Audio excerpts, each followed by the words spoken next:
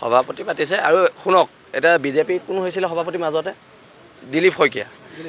শইকীয়া হওঁতেওতো আমি শুভেচ্ছা নাই দিয়া আৰু কংগ্ৰেছতে গৌৰৱ গগৈ হৈছে আমি তেতিয়াও শুভেচ্ছা নিদিওঁ সেইটো ৰাজনৈতিক কথা বতৰা ইয়াত বীৰ লাচিত থানাৰ লগত কথা নাই বীৰ লাচিত থানায়ে 2026ত এইটো ৰাজনৈতিক শক্তিকে সহায় কৰিব যিটো শক্তিয়ে প্ৰতিশ্ৰুতি দিব লাগিব অসমৰ জনগণক যে তেওঁলোক ইলেকশ্যন জিকাৰ পিছত খিলঞ্জীয়াৰ পক্ষত থাকিব খিলঞ্জীয়াৰ দপদপনি যোনে ইয়াত কৰিবলৈ দিব তেওঁলোককে ছাপোৰ্ট কৰা হ'ব তাৰ বাদে বেলেগ কথা নাই আমি না বিজেপি সদস্য না আমি কংগ্ৰেছৰ সদস্য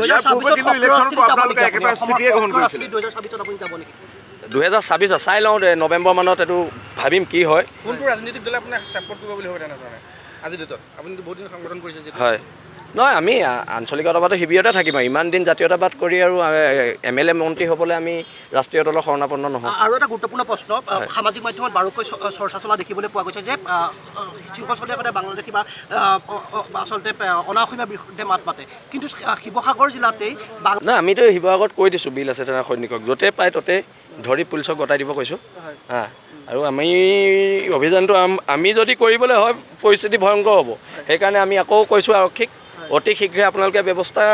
গ্ৰহণ কৰক নহ'লে যদি আমাৰ সৈনিক ৰাস্তাত নামিবলৈ হয় তেতিয়া কথা বেয়া হ'ব 2026ত সক্ৰিয় ৰাজনীতিত যোৱা প্ৰায় আপুনি সেউজ সংকেত দিছে যোৱাৰ সম্ভাৱনা চাই লওঁ কি হয়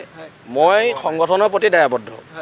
সংগঠনৰ সৈনিকসকলে যি ক'ব তাৰ ওপৰতে ভিত্তি কৰিয়ে হ'ব আৰু যদি ইয়াৰ আগৰ বাৰু মই শিৱসাগৰত ইলেকশ্যন উঠাৰ কথা আছিলে কিন্তু সংগঠনৰ সৈনিকসকলে নিদিলে সেইকাৰণে নুঠিলোঁ মই সংগঠনৰ সৈনিকসকলৰ ওপৰত দায়বদ্ধ